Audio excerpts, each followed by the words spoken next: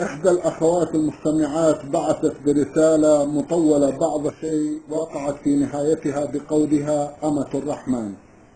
ملخص ما في هذه الرسالة أسؤال عما يسمى بقراءة الكف، سواء كان ذلك جدا أو هزلا.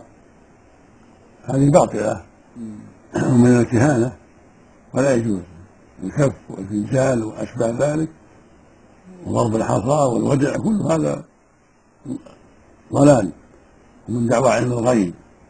فإذا زعم أنه يعلم الغيب بهذه الأمور صار كافرا كفرا أكبر نعوذ بالله، لأن الغيب لا يعلمه إلا الله، ولا يعلم بضرب الحصى ولا بضرب الكف ولا الفنجال ولا بغير ذلك مما يتعاطاه المشعوذون، فعلم الغيب إلا الله سبحانه وتعالى.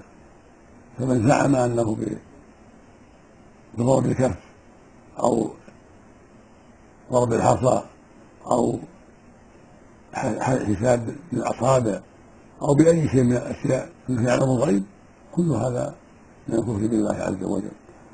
والله يقول سبحانه: قل لا يعلم من في السماوات والغيب إلا الله. ويقول جل وعلا في كتابه العظيم للنبي صلى الله عليه وسلم: قل لا أقول لكم عندي خزائن الله ولا أعلم الغيب. فمن ادعى بعمل الكف أو عمل الحصى أو الودع أو غير هذا من الحسابات كله باطل وكله كفر وضلال، نسأل الله العافية. نعم. جزاكم الله خيرا